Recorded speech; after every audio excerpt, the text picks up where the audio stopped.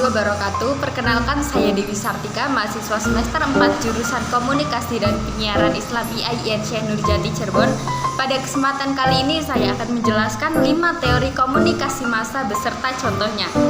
Yang pertama yaitu ada hypodermic needle theory. Dalam literatur komunikasi massa ini sering disebut dengan istilah teori jarum hipodermik atau teori peluru. Mengapa teori ini disebut dengan teori peluru? Alasannya isi senapan dalam hal ini diibaratkan pesan langsung mengenai sasaran tanpa perantara. Teori ini lebih didasarkan pada intuisi daripada bukti ilmiah. Peneliti ilmu sosial yang agak kuno dan sedikit bukti empiris dampak media massa diakumulasi. Teori ini di samping mempunyai pengaruh yang sangat kuat, juga mengasumsikan bahwa para pengelola media dianggap sebagai orang yang lebih pintar daripada audiens. Pada iklan air mineral merek Aqua, di mana pada saat produk air mineral ini dipublikasikan, bisa memengaruhi asumsi khalayak bahwa air mineral dalam kemasan itu adalah Aqua, sehingga sampai saat ini Aqua sudah terdoktrin di ingatan khalayak, walaupun banyak merek air mineral yang lain dalam kemasan bermunculan, atau dengan kata lain, apapun merek air mineral dalam kemasan disebutnya Aqua. Yang kedua yaitu ada cultivation theory. Menurut teori kultivasi, televisi menjadi media atau alat utama di mana para penonton televisi belajar tentang masyarakat dan kultur di lingkungannya. Persepsi apa yang terbangun di benak penonton tentang masyarakat dan budaya sangat ditentukan oleh televisi. Para pecandu berat televisi akan menganggap bahwa apa yang terjadi di televisi adalah dunia nyatanya. Misalnya tentang perilaku kekerasan yang terjadi di masyarakat.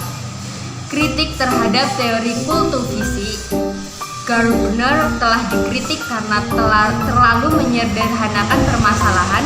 Perilaku kita kemungkinan tidak hanya dipengaruhi oleh televisi, tetapi oleh banyak media lain. Pengalaman langsung orang lain yang berhubungan dengan kita, dan lain-lain. Para penganut teori kultivasi cenderung memandang sebelah mata adanya dinamika sosial dalam pemanfaatan siaran televisi.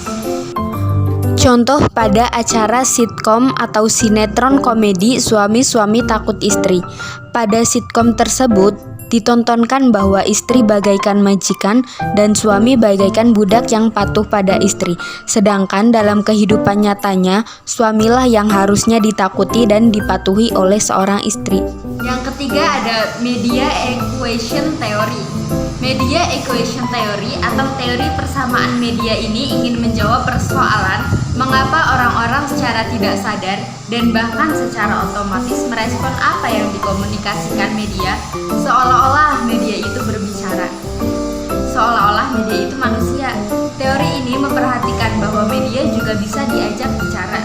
Media bisa menjadi lawan bicara individu seperti dalam komunikasi interpersonal yang melibatkan dua orang dalam situasi face to face. Ketika kita mendengar dari teman kita tentang insiden pengeboman di suatu daerah, kita tidak akan mudah percaya. Tetapi ketika kita menonton berita mengenai pengeboman di televisi lewat pembawa acara berita yang terkenal dan kredibel seperti Rosiana Silalahi, kita tentu akan lebih percaya pada Rosiana. Meskipun kita tidak tahu, mungkin saja Rosiana hanya membacakan berita saja tanpa menuliskan berita tersebut. Yang keempat ada diffusion of innovation theory. Dalam teori difusi inovasi dikatakan bahwa komunikator yang mendapatkan pesan dari media massa sangat kuat untuk mempengaruhi orang-orang. Dengan demikian, adanya inovasi penemuan lalu disebarkan melalui media massa akan kuat mempengaruhi massa untuk mengikutinya. Menurut teori ini, sesuatu yang baru akan menimbulkan keingintahuan masyarakat untuk mengetahuinya. Seseorang yang menemukan hal baru cenderung untuk menyosialisasikan dan menyebarkannya kepada orang lain.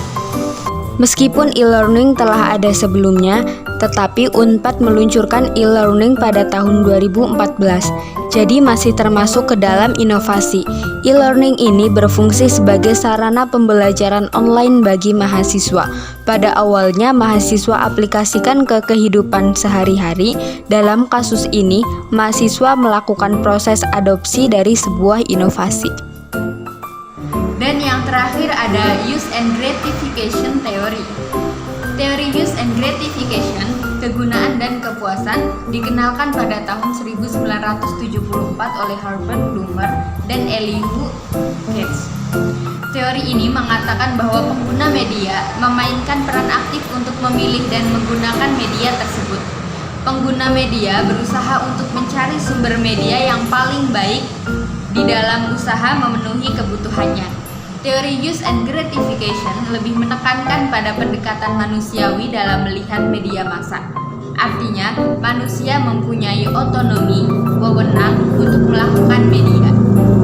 Kebutuhan dan kepuasan setiap orang berbeda-beda, apalagi dengan menonton film. Salah satunya dengan menonton film yang berkualitas di aplikasi Netflix yang sebagian besar disukai oleh kaum remaja maupun dewasa. Mereka ingin menonton atau mencari kepuasan dengan film terupdate lewat aplikasi layanan streaming berbayar yang menawarkan berbagai film, anime, dokumenter, dan banyak lagi perangkat yang terhubung ke internet. Dengan acara-acara yang berkualitas, maka dapat mendatangkan kepuasan tersendiri bagi para penonton. Baik teman-teman, mungkin hanya itu saja yang bisa saya sampaikan. Mohon maaf bila ada salah-salah kata, dan bila kalian menyukai videonya, jangan lupa like, comment, and subscribe. Wassalamualaikum warahmatullahi wabarakatuh.